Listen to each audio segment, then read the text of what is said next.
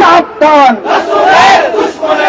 সংগ্রামী উপস্থিতি, আজকে পৃথিবীর বুকে সরওয়ারে কায়নাত রাসূলুল্লাহ সাল্লাল্লাহু আলাইহি ওয়াসাল্লাম আমার আপনার প্রাণের নেতা আহমদ মুস্তাফা সাল্লাল্লাহু আলাইহি ওয়াসাল্লামের বিরুদ্ধে কটূক্তিমূলক আচরণ করা হয়।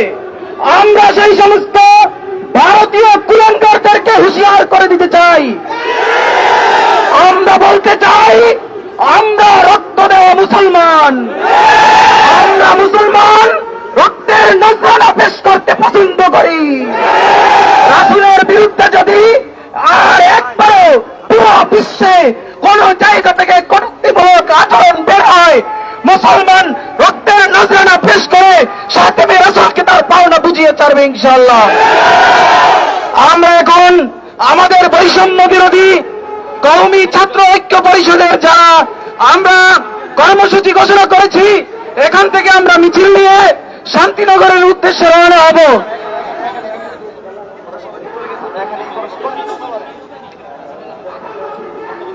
এ পর্যায়ে স্বাগত বক্তব্য নিয়ে আসছেন জামিয়া মাদানিয়া বাড়িধারার কৃতি সন্তান মাহদী হাসান।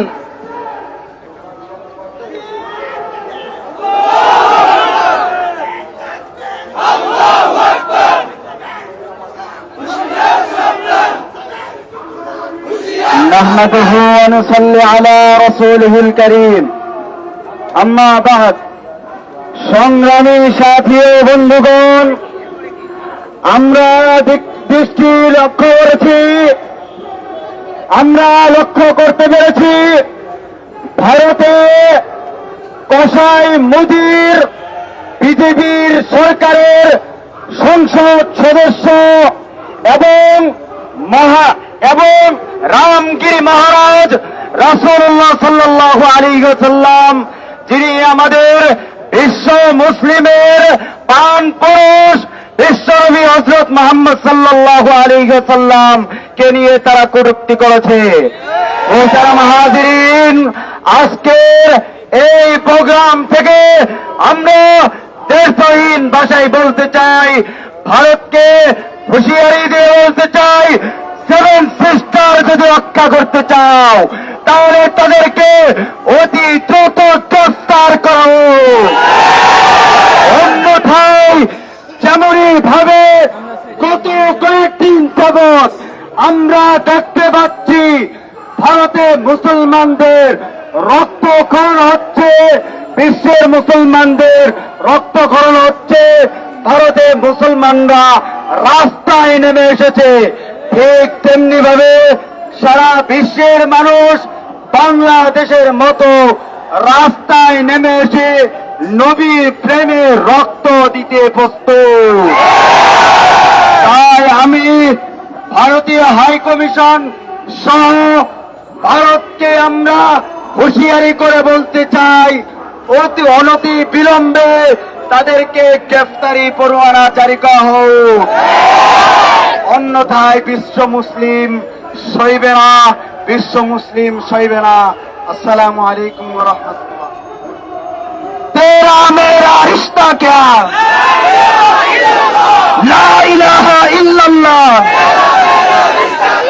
সংগ্রামী উপস্থিতি, এই পর্যায়ে সাহাবে রাসূলের বিরুদ্ধে বক্তব্য পেশ করছেন বৈষম্য বিরোধী কওমি ছাত্র ঐক্য পরিষদের চট্টগ্রাম বিভাগীয় প্রতিনিধি মৌলানা জিয়াউদ্দিন ফারুকী।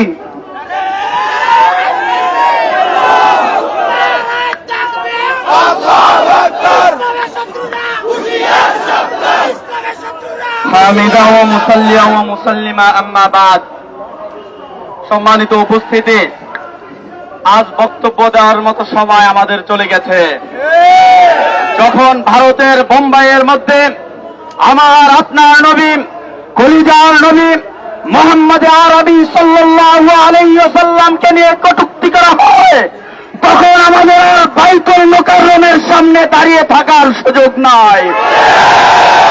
উপস্থিতি, আমরা দেখতে পাচ্ছি ভারতে শাসনে রাসূল যেমনি ভাবেন আমাদের নবী সাল্লাল্লাহু আলাইহি ওয়াসাল্লাম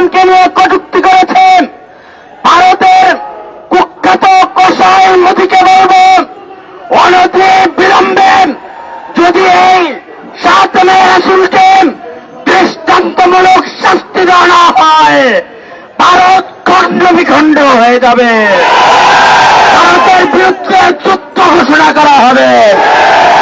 বন্ধুগণ, আমরা জানি 2013 সালে এদেশের নবী প্রেমিক মুসলমানরা নবীর ইজ্জতের হেফাজতের জন্য, ইসলামের হেফাজতের জন্য যখন হেফাজত ইসলাম বাংলাদেশের নেতৃত্বে শাপলা চত্বর অবরোধ করেছিলাম, ওলামায়ে কেরাম দাবি করেছিলেন বাংলাদেশের সংসদে নাস্তিকদের সর্বোচ্চ বিধান ফাঁসির আইন কার্যকর করতে হবে।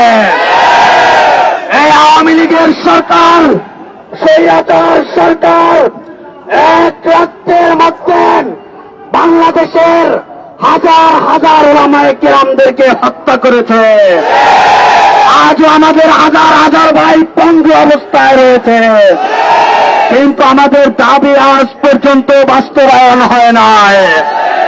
আমরা আজকে বৈষম্য বিরোধী কওমি ছাত্র ঐক্য পরিষদের পক্ষ থেকে হেফাজত ইসলাম বাংলাদেশের নেতৃবৃন্দদেরকে অনুরোধ করব, আহ্বান জানাবো, 7 মে রাসূলদের অবস্থান নিন, তাদের শাস্তির জন্য যে আন্দোলন আপনারা করেছেন, সংগ্রাম করেছেন, এদেশের হাজার হাজার ওলামা তোলাবাম আপনাদের একাত্মবাদ হয়ে আপনাদের সাথে হাতে হাত রেখে আপনাদের নেতৃত্বে রক্ত দিয়েছেন, জীবন দিয়েছেন।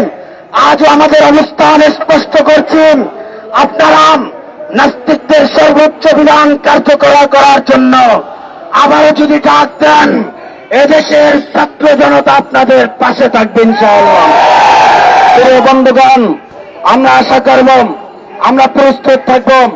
যেমনি ভাবে ভারতের বোম্বাইয়ের মধ্যে আল্লাহ রাসূল সাল্লাল্লাহু আলাইহি ওয়াসাল্লামকে নিয়ে কটূক্তি করা হয়েছে, আগামী দিনে যেন বাংলাদেশের মধ্যে কোন নাস্তিক মুরতাদরা আমার নবীর ইজ্জত নিয়ে প্রশ্ন তুলতে না পারে।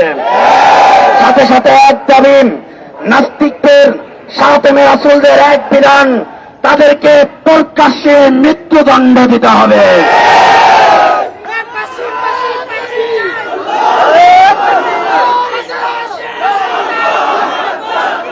সাবিলুনা সাবিলুনা আল জিহাদ আল জিহাদ।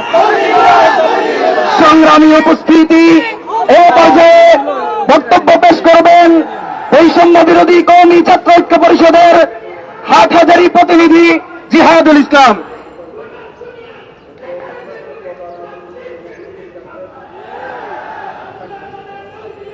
نحمده ونصلي على رسوله الكريم أما بعد فأعوذ بالله من الشيطان الرجيم بسم الله الرحمن الرحيم ملعونين أينما ثقفوا أخذوا وقتلوا تقتيلا। সম্মানিত শ্রোতা বন্ধুগণ, আজকে আমরা এমন একটি হৃদয় বিদারক ঘটনায় আপনাদের সামনে উপস্থিত হয়েছি, যে হৃদয় বিদারক কাহিনী সারা বিশ্বের কোন মুসলিম মেনে নিতে পারে না। আমরা জানতে পেরেছি যে ভারতবর্ষের ভিতরে মুসলিমদেরকে প্রত্যেক ঘরে ঘরে গিয়ে হত্যা করতেছে, সে ভারতবর্ষের রাস্তাঘাট সব মুসলিমদেরকে দিয়ে দখল হয়ে গিয়েছে। তাই একমাত্র কারণ আমার শেষ নবী মুহাম্মদ মুস্তাফা সাল্লাল্লাহু আলাইহি ওয়াসাল্লামের আবেগ নিয়ে কথা বলেছে, আমাদের ইমানের আবেগ নিয়ে কথা বলেছে। আমরা এই নাস্তিককে সর্বোচ্চ শাস্তি প্রদান করে আমরা আমাদের সমস্ত কর্মসূচি ক্ষান্ত হবে ইনশাআল্লাহ। সংগ্রামী সাথী বন্ধুগণ, আমরা ইতিপূর্বে দেখেছি নাস্তিকদের পাওনা নাস্তিকদেরকে বুঝিয়ে না দিলে নাস্তিকরা দেশ থেকে পালন করতে চায় না। অর্থাৎ 2013 সালের পরে নাস্তিকদের পাওনা বুঝিয়ে দেওয়া হয়েছিল, নাস্তিকরা পালাতে বাধ্য হয়েছে। আবার কোন নাস্তিক যদি মাথা চারা দিয়ে উঠতে চায়, তাদের পাওনা বুঝিয়ে দেওয়া হবে ইনশাআল্লাহ। এতে কোনো আপোষ নেই, কেউ আপোষ করবো না ইনশাআল্লাহ। সংগ্রামী সাথী বন্ধুগণ, এর প্রেক্ষিতে আমি আপনাদের সামনে বাংলাদেশ রাষ্ট্রকে একটি দাবি নিয়ে আমি শেষ করতেছি। বাংলাদেশ সংবিধানে যাতে আগামী ভবিষ্যতে কোন নাস্তিক মুরতাদ যদি কোন ইসলাম সম্পর্কে নিয়ে কোন কথা বলে, সেটা মৃত্যুদণ্ড জারি করতে হবে। বন্ধুগণ, আমি শেষ পর্যায়ে আপনাদের সামনে ছোট্ট একটি কবিতা পড়ে আমার বক্তব্য শেষ করছি।